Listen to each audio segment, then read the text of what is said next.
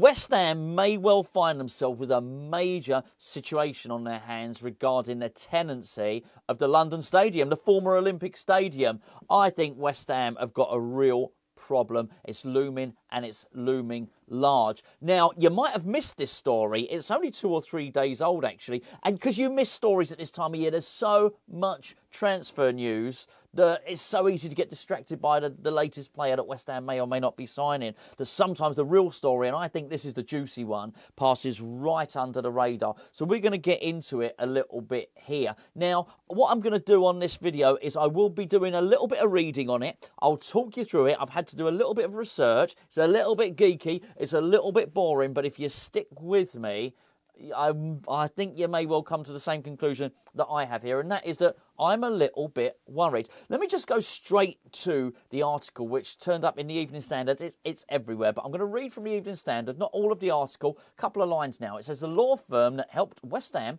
land a bargain deal to make the London Stadium their home has paid a settlement worth a reported 7-figure sum following a legal fight over the agreement. E20 Stadium, the commercial wing of the London Legacy Development Corporation, I'll explain all this stuff in a second, which owns the stadium, sued Allen Overy over alleged negligence for their part in agreeing the deal that handed the Premier League club a 99-year lease. Now, this is the 99-year lease that was dubbed the deal of the century. Okay, so let me just paint a picture of what they're talking about. It was Karen Brady, Baroness Brady, Lady Brady, I don't know what the latest one is, right? But she negotiated a deal, basically, with to land the stadium, to get the rent on the stadium. Now, it was her job to get the best deal for West Ham. Now, the solicitors, there was a solicitors firm who were obviously, what was it, Allen and Overy. They were, I'm sorry. Allen and Overy were obviously appointed by the Mayor's office to get the best deal for London. The deal was so bad that the people that own the stadium are trying to sue them. They want to get out, and it seems to me that they want to get out of this agreement so much, and they couldn't do. So what have they done? They've sued the solicitors. And not only that, they've paid a settlement. Now, I don't know how much it is. The rumour is £2 million, right? Which, as I understand it, the LLDC are not happy with. What they really wanted was to either create a situation where they could tear up the agreement with West Ham and either pen a new one or kick us out. I don't know. I don't know what the truth of the matter is. That's really what they wanted to do. They don't want 2 million. 2 million's not a scratch on the surface. I'll tell you why. The stadium made losses last year of £17.5 million. Now, let me just tell you this. So earlier on, just to try and get the best advice I could on this, I messaged Sean Whetstone, who knows all about these things, and I just messaged him and I said, hi Sean, I said, listen, can you please explain the difference to me between the LLDC and E20? This is what Sean said. He said, E20 Stadium is a limited liability partnership which owns a long lease on the stadium. The original idea was for 60% to be owned by the LLDC and 40% by Newham Council. Newham Council pulled out, leaving the LLDC to foot the bill. The LLDC has wide-ranging planning powers across the whole park. So the LLDC is in control of the whole park, all the stuff, the canals, the buildings, the orbital, the stadium, the whole lot. It said it runs all the attractions in the parks. That's the main difference. The LLDC is funded by the Mayor of London and the London Assembly. London Stadium 185 is the operating company. Basically, E20 bought out the people that used to run the company, used to run all the commercial stuff in there. It says E20 and LLDC have borrowed hundreds of millions from the government and mayor, and it takes around £30 million worth of cash to keep them afloat. Now, that's not new news. So what's happening is the mayor, so London, the London Assembly, the budget for London has to pay £30 million to keep that stadium afloat every single year. That shouldn't be particularly big news to you. We know this. We've covered it on this channel before. What is really interesting is, I've always speculated, how much appetite is there going to be for this sort of thing to continue? And what you've got to sort of take your West Ham hat off here. So you've got to look at whatever they're spending on London, they are under budget. They've run out of money. They run out of money. They couldn't complete everything they wanted to do on the Queen Elizabeth line. They didn't have enough money. So there's lots of things. They don't have enough money for the police force. They don't have enough money for hospitals. Transport for London doesn't have enough money. Basically, London doesn't have enough money. Look, no one's got enough money. Okay, they would all say that. So at this point, they're hemorrhaging this money to the stadium. Factor in the fact that they've been trying to look at a way of almost trying to get out of that, and they're so unhappy with the deal that they have sued the people that did the deal. Now, first of all, what you've got to say is whether you like the stadium. You've got to separate whether you like the stadium or you don't like the stadium. Separate whether you like Karen Brady or you don't like Karen Brady. Just view it as a negotiation. It's remarkable. It's remarkable. Karen Brady got the better of the best minds in local government at the London Assembly and got the better of the law firm that she defeated everyone. It's actually a miracle. And I don't mean to look smug about it, because I think ultimately this may turn out to be a deal that was too good. Too good. The deal is so good that basically the landlord can't afford. Basically, we pay so little rent that the landlord can't afford to fix the roof. That's a problem. The landlord wants us out, ideally, or for us to re-sign a new tenancy agreement that pays them enough to run the stadium every year. Now, I'm going to just switch on to something else and read you something else. The London Stadium owners, E20, this is from 3 or 4 days ago, have revealed revenue of 6.3 million for the last year. 4 million of that came from West Ham. So aside from West Ham, they earned another 2.3 million. The running cost of the stadium was 17.8 million, leaving an operating loss of 11.5. That's just an operating loss. E20 received an additional one-off exceptional revenue for its dispute with legal firm Allen Overy. So I got that 2 million right. It's 8 million. So that offset then, even with that 8 million, they still made a loss. And it says E20 owes 90 million to the LLDC. It's really the same sort of company. So really they don't owe it. But basically, on the balance sheet, there's 90 million pounds worth of debt.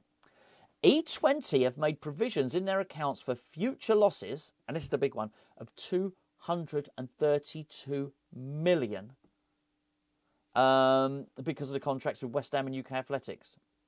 You can go and view the full accounts at Companies House. Future losses of 232 million. You have to beg the question, how much appetite is there in the London Assembly and the Mayor's office to keep this thing going? So let's just see. I don't know. I don't know what the contract looks like. So I'm imagining they can't boot us out. So we have to stay there. But I guess there comes a point where you can have these arm's length management organisations like the LLDC put into place.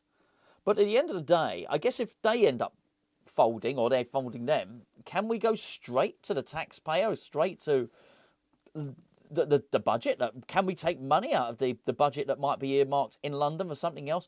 I'm not so sure. How much appetite is there going to be to keep giving this additional 232 million to the stadium to keep it up and running? And that is before you even factor in that the stadium is falling into disrepair. I don't know what's going to happen here. I really, really don't. Well, I do. I do know what's going to happen. There's only one thing that can possibly happen, and people will tell you it won't, but it has to. They have to sell the stadium. They just have to. It's the only thing that they can possibly do. Well, it's not. The other thing they can do is continue to fund it. It can't. But they won't. There's no way they will continue to fund this stadium. Because that is the tip of the iceberg. It's probably not the tip of it. It's probably half the iceberg, though, the 232 million. That roof that they put on the largest suspension roof in the whole world, or whatever it was, I can't even remember. Something like that was said. It's failing. It's leaking. So that needs repair. You've got to remember the stadium itself, particularly all that, what looks like scaffolding. I don't mean the scaffolding under the seats, but all that stuff around the outside, that's the temporary structure. That stuff was meant to come down after the Olympics. I've said it before. I won't spend any more than a couple of seconds telling you. It was meant to be reduced to 25,000 seat stadium. That's why the bottom bit is concrete, and the top bit is a temporary structure. So all that stuff that you see around the top, all the white, I don't know what you call it, all the white tubing, I don't know what it's called. That's not meant to last. It's not made out of stuff that the Seven Bridges. You know, that's not cold pressed rivets or anything like that. I don't know. Anyway, I'm getting this there. I don't know anything about engineering. My point is, that's why it's failing. That's why it's breaking. I don't think structurally, don't get me wrong, I don't think it's going to fall on our heads or anything like that. So you wouldn't get a safety certificate if it did. My point is it's in disrepair. And you factor in all this other stuff that actually what they want to do is increase the capacity to 66,000. If they increase the capacity to 66,000, they've said this, they need more toilets. Where's all that money coming from? Who's paying for that? And before anyone says stadium sponsor's not going to cover it. Even a stadium sponsor, I couldn't see them getting more than $5 million a year. I really couldn't. Even if that. And how pathetic is it that the event, so 6.3 in revenue last season, 6.3 million. 4 of that was West Ham.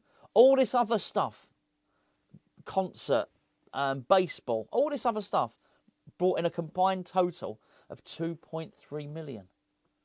It's just not going to cut it. And I do look at it and I think Karen Brady got too good a deal here.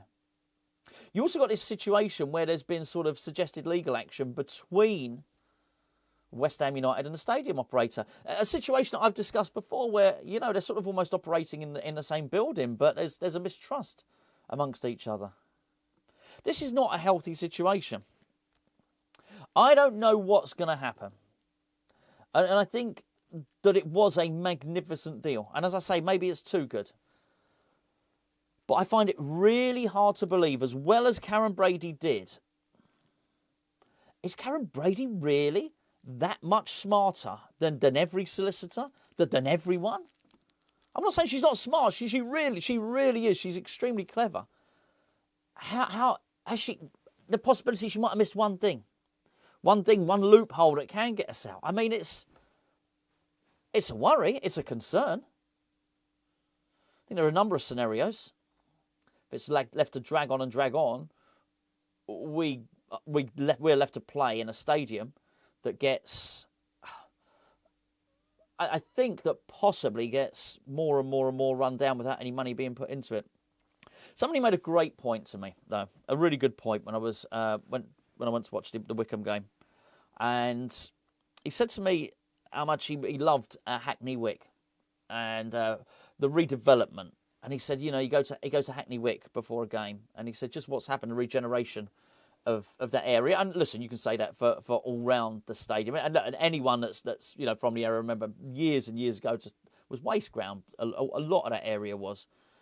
And he was saying how much money do West Ham games pump into the economy locally. So there is going to be a desire to have us play football there.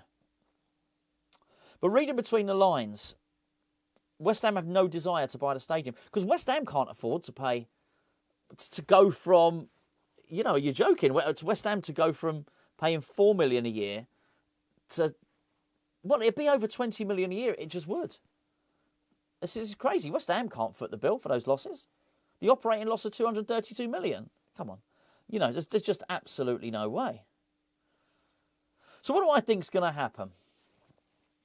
If we accept that the LLDC have the overall running of the whole Olympic Park, ultimately that land they can make a decision on it. So that's attractions and building on it. There's only one course of action I can actually see happening here. And this thing about they're going to give the stadium to West Ham, I don't think that's the case. Here's what I think happens. There's a little running track next to it, which is the warm-up track, obviously, for the athletics. I think first of all they've got to do is they've got to pay off UK Athletics. We're not the only show in town. UK Athletics also have a contract for that stadium. They're going to have to pay off UK Athletics to move, which means they only deal with West Ham. Clearly there's a contract in place that means, I guess, the LLDC or whatever, somebody, whoever signed that deal, the London Assembly, whatever it is, have to supply an arena for West Ham to play football in. I would not put it past Brady if she's specified that it has to be, whatever, a 50,000 seater arena or something like that. There'll be something like that in there. Here's what I think happened. You've got to remember the footprint of that stadium's bigger than Wembley. There were 90,000 people in there. And that's not including all the stuff around the outside, the warm-up track and all that sort of thing. I think, particularly given the space on it, I think that you can probably build a 50,000-seater stadium, something like that, on about half the footprint. What do I think is going to happen? I think eventually the land around the stadium is going to be sold off. It's going to be put to commercial use, whatever that may be. It could be apartments. I guess they don't need any more shops today or anything with Westfield there. Apartments, restaurants, that type of thing. Stuff that's actually going to bring in a revenue. They're not going to want the losses anymore. They're possibly going to agree to use maybe some of that money and build West Ham a smaller stadium on a smaller footprint, and then cut their losses, and then just get to a point where they say, well, hold on, some of this building work's going to fund that, and then we are not giving you another penny. I'll be interested to know what you think about it. It's extremely complicated, but it's extremely worrying. And I think when you reach the point where the people that own the land and own the stadium have sued the solicitors firm that negotiated the deal with West Ham because they got basically kippered by Karen Brady, when you've got a situation where the people that run the stadium day to day do not have a good working relationship with West Ham, and you've got a situation where the stadium is hemorrhaging money, I think it's a recipe for disaster. And I'm not sure this is going to end well. If it does end well for West Ham, then we better hope that every single I has been dotted and every T has been crossed when Karen Brady did that deal, which was called the deal of the century.